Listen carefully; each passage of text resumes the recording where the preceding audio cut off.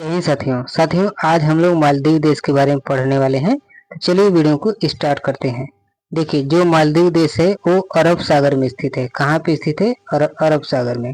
तो अगर आपसे पूछे कि मालदीव देश कहाँ पे स्थित है तो आपको बताना है अरब सागर में स्थित है। ठीक है, अब अरब सागर कहाँ पे आता है तो आपको अगर दिशा पता होगा तो ईस्ट होता है आपके दायां हाथ की तरफ, बाएं हाथ की तरफ वेस्ट होता है, और आपके सर की तरफ नॉर्थ होता है, आपके पैर की तरफ साउथ होता है। ठीक है, तो इधर तो हो गया बे ऑफ बंगाल यानी बंगाल की खाड़ी खाड़ी हो गया पूरब में, और साउथ में हो गया आपका हिंद महासागर है, यहाँ पे हिंद महासागर है, और वेस्ट में है आपका अरब महासागर है। वेस्ट में क्या है?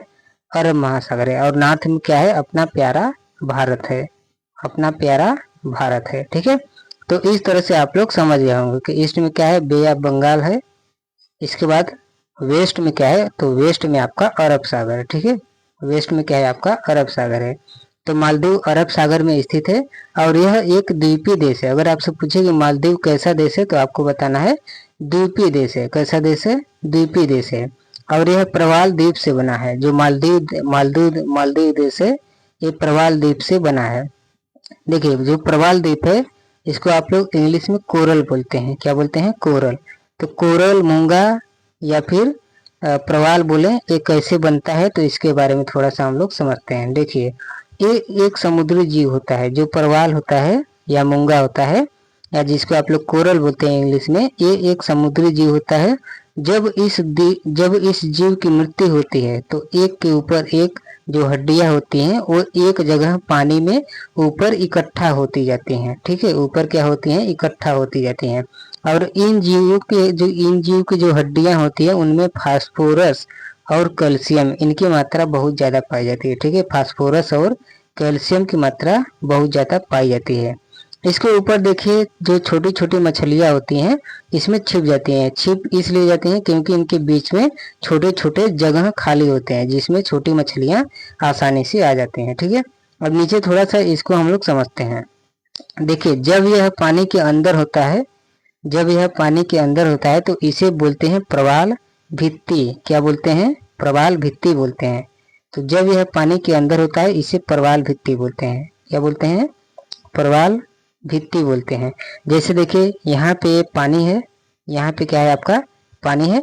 इसके बाद में देखिए यहाँ पे बन रहा है आपका प्रवाल। इस तरह से एक के ऊपर एक मरा, इसके ऊपर एक मरा, फिर इस तरह से हड्डियां बनती जाती हैं। ठीक है, इस तरह से। और ये पानी के अंदर ही होते हैं, बीच बीच में जगह खुला हुआ होता है। ठीक है, बीच बीच में जो जगह है वो खुला हुआ होता है।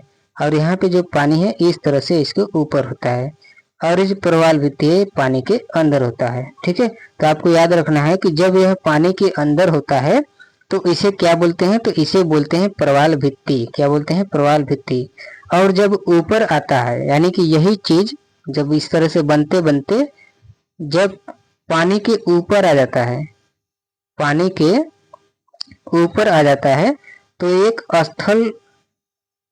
स्थल क्षेत्र के रूप में बदल जाता है। ठीक है, यानी कि ये स्थलीय क्षेत्र हो जाता है। कैसा क्षेत्र हो जाता है? स्थलीय क्षेत्र हो जाता है। और ये एक द्वीप का निर्माण करता है। ठीक है, जिसे हम लोग प्रवाल द्वीप के नाम से जानते हैं। जिसे हम लोग किस नाम से जानते हैं? प्रवाल द्वीप के नाम से जानते हैं। यानी कि जब एक पानी के अंदर हो तो इसे प्रवाल भित्ति कहते हैं, और जब एक पानी के ऊपर आता है तो इसे प्रवाल द्वीप कहा जाता है। क्या कहा जाता है? प्रवाल द्वीप कहा जाता है। जैसे यहाँ पे देखिए, आपको समझाए हैं। जैसे यहाँ पे जो है पानी है, यहाँ पे क्या है? चारों तरफ क्या है?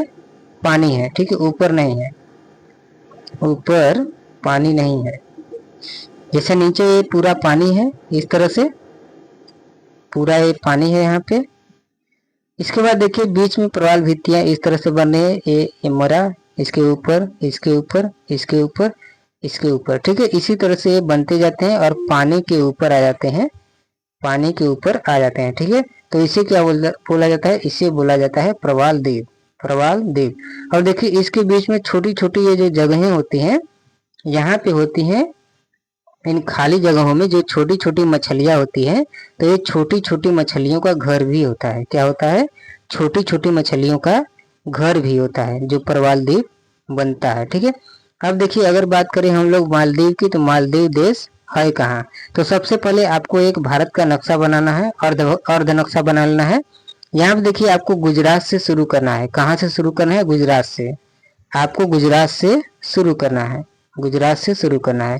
और गुजरात से शुरू करके आपको कर्नाटक वाला एरिया लेना है, तमिलनाडु वाला। और यहाँ से लेते हुए आपको आ जाना है सेवन सिस्टर, ठीक है, इधर सेवन सिस्टर की तरफ, ठीक है। सेवन सिस्टर की तरफ आके यहाँ पे वेस्ट बंगाल जो है, वेस्ट बंगाल के बंगाल पे आपको इंड कर देना है, यानी कि वहीं तक आपको बनाना है। आगे वैसे कुछ काम भी नहीं है। अगर आप लोग आंध्रा, यहाँ आंध्र प्रदेश यहाँ पे है आंध्र प्रदेश, तो यहाँ तक भी आप बना लेते हैं, या फिर तेलंगाना क्षेत्र तक ही बना लेते हैं तो भी चलेगा। यहाँ पे देखिए जो कर्नाटक वाला क्षेत्र है, इतना तो आपको बनाना है, कम से कम ये वाला क्षेत्र, ठीक है, कर्नाटक और तमिलनाडु, ठीक है, कर्नाटक और तमिलनाडु वाला क्षेत्र, ठीक है, क्योंकि यही से आप लोगों को पूरा समझाने वाले हैं, ठीक है।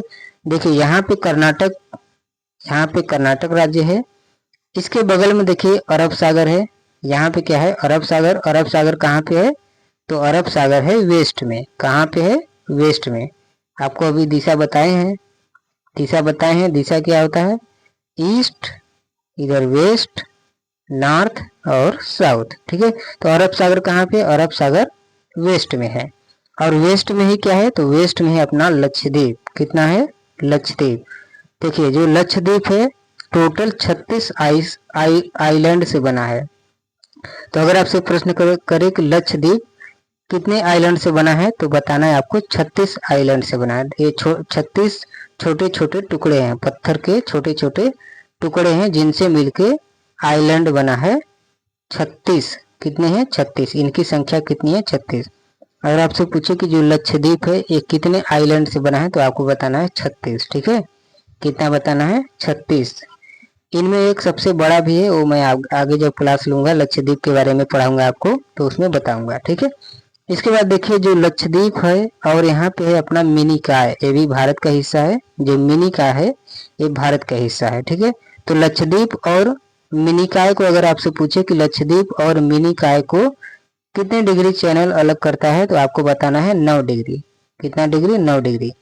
तो लक्षद्वीप और मिनिकॉय जो भारत का हिस्सा है, इसको 9 डिग्री चैनल अलग करता है। उसी प्रकार से आपसे पूछे कि मालदीव और मिनिकॉय को कितने डिग्री चैनल अलग करता है, तो मालदीव और मिनिकॉय को 8 डिग्री चैनल अलग करता है। कितना डिग्री? 8 डिग्री। अगर आपसे पूछे कि भारत और मालदीव को कितने डिग्री चैनल अलग करता है, तो इसका भी जवाब होगा 8 डिग्री। कितना होगा? 8 डिग्री। तो इस बात को आपको ध्यान रखना है, क्योंकि इस तरह का प्रश्न आपसे काफी पूछा जाता है बीपीएससी में, ठीक है। तो लक्षद्वीप 36 आइलैंड से बना है। कितने आइलैंड से? 36 आइलैंड से। और 9 डिग्री चैनल लक्षद्वीप और मिनिकॉय को अलग करती है, और 8 डिग्री चैनल मिनिकॉय और मालदीव को अलग करती है, और भारत और मालदीव को भी 8 डिग्री चैनल अलग करती है, ठीक है। देखिए अगर बात करें आबादी की, तो यहाँ पे जो आबादी है वर्तमान में मालदीव में, यहाँ पे लगभग 6 लाख की आबादी है। कितनी है? 6 लाख की है। और 2050 तक इसका 85% भाग डूब जाएगा, ठीक है। ऐसी भविष्यवाणी की गई है। जिस तरह से जितनी तीव्र गति से डूब रहा है मालदीव, अनुमान लगाया जा रहा है कि 2050 तक इसका लगभग 85% भाग डूब जाएगा, ठीक है, समुद्र में डूब जाएगा। कहाँ पे डूबेगा? समुद्र में डूब जाएगा। अब देखिए मालदीव की मुद्रा की बात करें, तो मालदीव की मुद्रा है रूपिया। क्या है? रूपिया। तो इस बात को आप लोग याद कर लीजिएगा, ठीक है। मालदीव की मुद्रा रूपिया है। और अगर बात करें मालदीव की राजधानी की, तो मालदीव का राजधानी है माले। क्या है? माले। तो मालदीव का मुद्रा रूपिया और राजधानी माले है। तो इस बात को आप लोग नोट कर लीजिएगा, ठीक है। इसके बाद चलिए आगे बढ़ते हैं। तो यहाँ पे बात हो गई कि मिनिकॉय व लक्षद्वीप को 9 डिग्री चैनल अलग करता है, और मालदीव व मिनिकॉय को 8 डिग्री चैनल अलग करता है। उसी तरह से भारत और मालदीव को भी 8 डिग्री चैनल अलग करता है, ठीक है। तो इस बारे में हम लोगों ने बात कर लिया। इसके बाद हम समझते हैं कि चैनल क्या होता है। आपके मन में प्रश्न बन रहा होगा कि आखिर चैनल होता क्या है, ठीक है। तो देखिए 2 चीजें होती हैं, एक होता है चैनल और एक होता है जल संधि। क्या होता है? जल संधि। तो इन दोनों के बारे में हम लोग समझने वाले हैं, ठीक है। देखिए ऐसा क्षेत्र जो 2 पानी वाले क्षेत्रों को जोड़े, ठीक है, ऐसा क्षेत्र जो 2 पानी वाले क्षेत्रों को जोड़े उसे चैनल कहते हैं। क्या बोलते हैं? चैनल, ठीक है। जैसे अब यहाँ पे भी देखिए चौड़ाई और सकरेपन के ऊपर निर्भर करता है कि जल संधि कहा जाएगा या फिर चैनल। तो देखिए यहाँ पे ये सकरा स्थल है, यहाँ पे स्थल है और यहाँ पे स्थल है, ठीक है। लेकिन इसका जो क्षेत्र है, इसका जो क्षेत्र क्या है, काफी सकरा है, तो इसलिए इसको बोलेंगे जल संधि। क्या बोलेंगे? जल संधि। अब देखिए यहाँ पे स्थल है, यहाँ पे भी स्थल है, लेकिन इस पानी वाले क्षेत्र की जो चौड़ाई है एक काफी ज्यादा है, इसलिए इसे क्या बोलेंगे? इसे चैनल बोलेंगे। क्या बोलेंगे? चैनल, ठीक है। और यहाँ पे आपको समझने के लिए यहाँ पे लिख भी दिए हैं कि जब दो स्थल क्षेत्रों के बीच की दूरी ज्यादा हो जाए तो उसे चैनल कहते हैं, ठीक है। क्या कहते हैं? चैनल कहते हैं। तो चैनल की डिफिनेशन है, परिभाषा है कि जब दो स्थल क्षेत्रों के बीच की दूरी ज्यादा हो जाए तो उसे चैनल कहते हैं, ठीक है। अब देखिए 10 डिग्री जो चैनल है वो अंडमान और निकोबार से अलग करती है, ठीक है। तो इसको आप लोग नोट कर लीजिएगा, जो 10 डिग्री चैनल है वो अंडमान को निकोबार से अलग करती है। तो अगर आपसे पूछे कि अंडमान को निकोबार से कितने डिग्री चैनल अलग करती है, तो आपको बताना है 10 डिग्री चैनल। या आपसे पूछे निकोबार को अंडमान से कितने डिग्री चैनल अलग करता है, तो 10 डिग्री, यानी कि 10 डिग्री चैनल अलग करता है, ठीक है। तो इस बात को आप लोग ध्यान रखिएगा। इसके बाद देखिए जब एक पानी का क्षेत्र दूसरे पानी वाले क्षेत्र को अपने से जोड़े, ठीक है, तथा उसके बगल के स्थल व क्षेत्रों की दूरी ज्यादा न हो, तो इसका मतलब क्या है? ये जल संधि है। क्या है? जल संधि। जब एक पानी का क्षेत्र दूसरे पानी वाले क्षेत्र को अपने से जोड़े तथा उसके बगल के स्थल क्षेत्रों की दूरी ज्यादा न हो, तो उसे क्या बोला जाता है? जल संधि। तो इस डेफिनेशन को आप लोग याद कर लीजिएगा, ठीक है। ये जल संधि का क्या है? डेफिनेशन। जैसे यहाँ पे एग्जाम्पल हम आपको बता रहे हैं, जैसे देखिए यहाँ पे स्थल है, क्या है? यहाँ पे स्थल, ये वाला भाग स्थल है। इसके बाद यहाँ पे भी स्थल है, ये वाला भाग क्या है? ये भी स्थल है, ठीक है। और देखिए जो बीच वाला क्षेत्र है, यहाँ पे है पानी, इसको पानी से हम लोग भर लेते हैं। लेकिन यहाँ पे देखिए जो पानी वाला क्षेत्र है, ठीक है, ये क्या है? पतला है, तो एक पतला सुरंग बन जाता है, एक पतला सुरंग टाइप का बन जाता है, ठीक है। तो इसी को क्या बोलते हैं? इसी को हम लोग बोलते हैं जल संधि। क्या बोलते हैं? जल संधि बोलते हैं। क्या बोलते हैं? जल संधि। अब देखिए यहीं पे अगर यहाँ पे स्थल वाला क्षेत्र है, ठीक है, यहाँ पे स्थल वाला क्षेत्र है और एक यहाँ पे स्थल वाला क्षेत्र है, और जो बीच का क्षेत्र है काफी चौड़ा हो जाए, क्या हो जाए? जो पानी वाला क्षेत्र है वो काफी चौड़ा हो जाए, तो इसको हम लोग क्या बोलते हैं? इसको बोलते हैं हम लोग चैनल। क्या बोलते हैं? चैनल, ठीक है। तो इस क्षेत्र को हम लोग क्या बोलते हैं? तो इस तरह के क्षेत्र को हम लोग चैनल बोलते हैं, ठीक है। तो ये रहा मालदीव का, हम लोग मालदीव पे चर्चा कर लिए। अब देखिए थोड़ा सा आप लोगों से प्रश्न किया जाएगा प्रैक्टिस के लिए, तो आप लोग उसका जवाब दीजिएगा एक एक करके, ठीक है। सबसे पहला प्रश्न आपके सामने है, भारत का अपने पड़ोसी देशों के मध्य अंतरराष्ट्रीय सीमा के विस्तार का आरोही क्रम क्या है? ठीक है, तो आपको क्या बताना है? आरोही क्रम। अब आरोही क्रम मीन्स क्या होता है? बढ़ते क्रम में, ठीक है, बढ़ते क्रम में, यानी कि सबसे पहले सबसे छोटा रहेगा, फिर उससे बड़ा, फिर उससे बड़ा, फिर उससे बड़ा, ठीक है। वहीं पे अगर आरोही क्रम आपसे पूछ लेता तो पहले सबसे बड़ा रहता, उसके बाद उससे थोड़ा सा छोटा, फिर उससे छोटा, फिर सबसे छोटा। तो एक क्रम आपको बताना है। कौन सा क्रम बताना है? आरोही क्रम, न कि अवरोही क्रम, ठीक है। तो चलिए बताइए फटाफट, भारत का अपने पड़ोसी देशों के मध्य अंतरराष्ट्रीय सीमा के विस्तार का आरोही क्रम क्या है? देखिए ए है चीन, बांग्लादेश, पाकिस्तान, नेपाल। बी है नेपाल, पाकिस्तान, चीन, बांग्लादेश। सी है नेपाल, पाकिस्तान, बांग्लादेश, चीन। और डी है पाकिस्तान, नेपाल, चीन, बांग्लादेश। बताइए सही आंसर क्या होगा?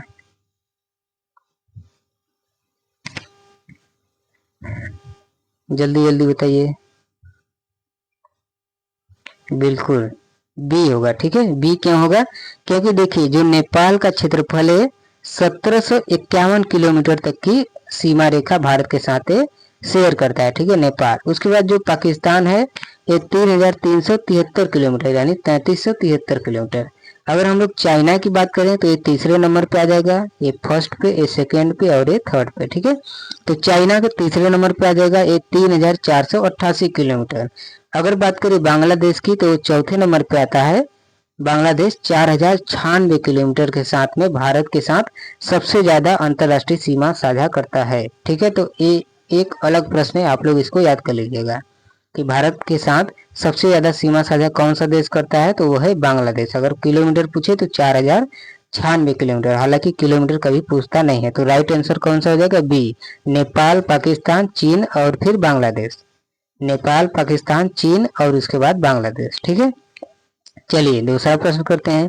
निम्न में से कौन सा शहर दिल्ली के सबसे समीप के देशांतर पर स्थित है? निम्न में से कौन सा शहर दिल्ली के सबसे समीप के देशांतर पर स्थित है? तो अक्षांश देशांतर आपको हम पढ़ा दिए हैं, तो आप लोग बताइए फटाक से। ए ऑप्शन है बेंगलुरु, बी है हैदराबाद, सी है नागपुर और डी है पुणे। तो बताइए सही जवाब क्या होगा?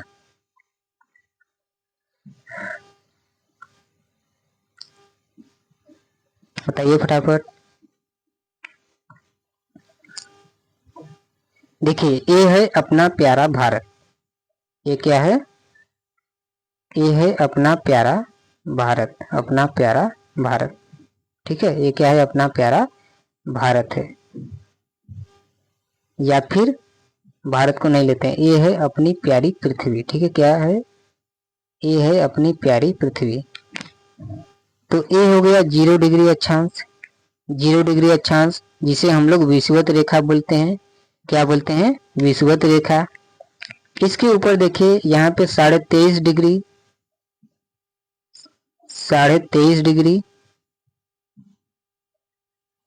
23.5 डिग्री कर्क रेखा, 23.5 डिग्री कर्क रेखा। और कर्क रेखा कहाँ पे है? तो कर्क रेखा है नॉर्थ में यानी उत्तर में है। ठीक है, आपको दिशा पता है, बार बार दिशा बताने की जरूरत नहीं है। ठीक है, इसके बाद देखिए नीचे है 23.5 डिग्री, 23.5 डिग्री है आपका मकर रेखा, 23.5 डिग्री मकर रेखा। और ये कहाँ पे है? साउथ में है। इस बात का ध्यान रखिएगा, मकर रेखा कहाँ पे है? साउथ में यानी दक्षिण में है। और उत्तर में क्या है? तो उत्तर में है अपना कर्क रेखा। ठीक है, क्या है? कर्क रेखा। अब देखिए, अब यहाँ से यहाँ प्रश्न में आपसे क्या बोल रहा है कि निम्न में से कौन सा शहर दिल्ली के सबसे समीप के देशांतर पर स्थित है? तो ये तो हो गया अक्षांश रेखा। ठीक है, ये क्या है? अक्षांश रेखा है। और ये हो गया देशांतर रेखा। ये क्या हो गया? देशांतर रेखा।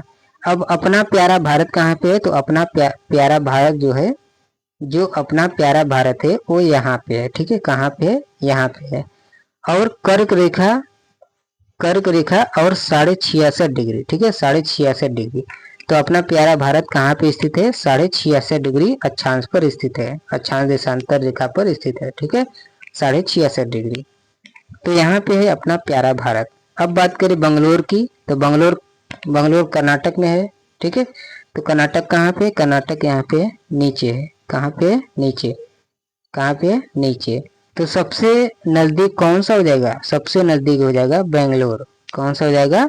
सबसे नजदीक हो जाएगा बेंगलोर। तो निम्न में से कौन सा शहर दिल्ली के सबसे समीप के देशांतर पर स्थित है? तो आपका राइट आंसर हो जाएगा बंगलोर। कौन सा हो जाएगा?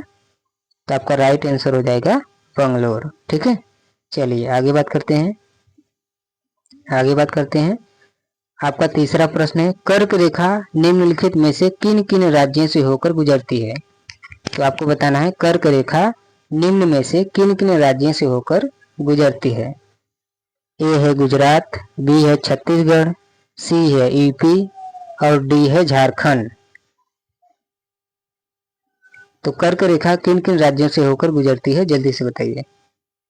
कर्क रेखा किन किन राज्यों से होकर गुजरती है? जल्दी से बताइए, जल्दी से बताइए।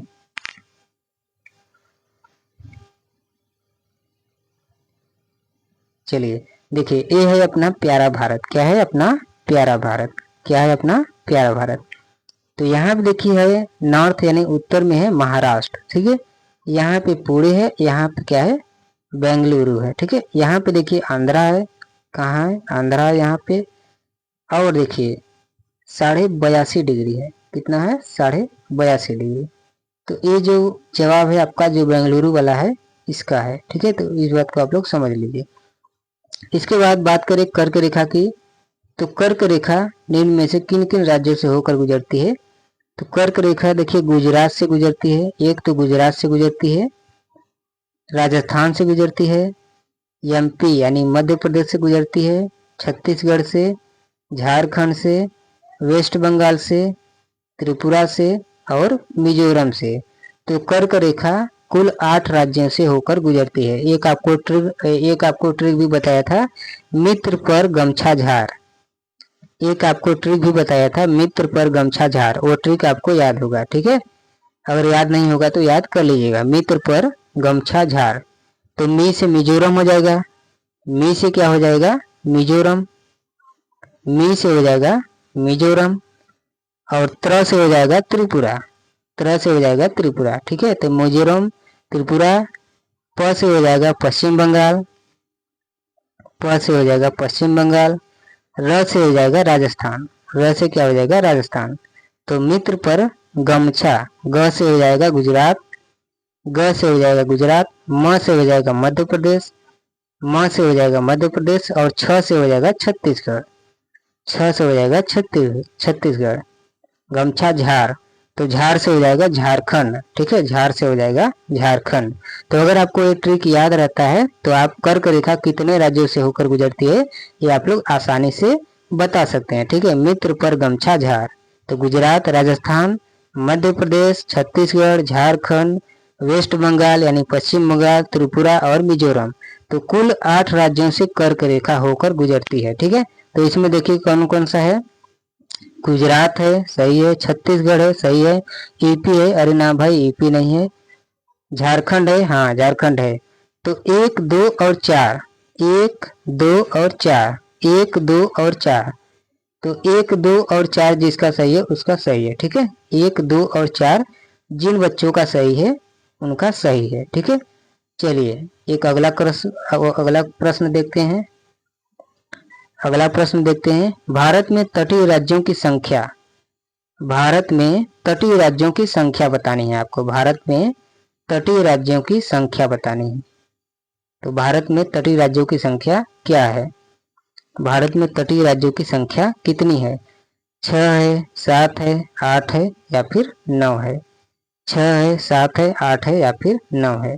तो यहाँ पे देखिए जो भारत में प्रमुख तटीय राज्य हैं, तो सबसे पहला है गुजरात, ठीक है। इस तरह से आपको एक मैप बना लेना है, इंडिया का अर्ध मैप बनाना है। गुजरात से शुरू करना है और आपको वेस्ट बंगाल तक बनाना है, ठीक है। गुजरात से शुरू करके वेस्ट बंगाल तक बनाना है। सबसे पहला हो जाता है गुजरात, दूसरे नंबर पे हो जाएगा महाराष्ट्र, ठीक है, महाराष्ट्र। गोवा हो जाएगा, गोवा भी एक तटीय राष्ट्र है। इसके बाद कर्नाटका हो जाएगा, कर्नाटका। केरल, तमिलनाडु हो जाएगा, आंध्र प्रदेश हो जाएगा, ओडिशा और पश्चिम बंगाल, ओडिशा और पश्चिम बंगाल, ठीक है।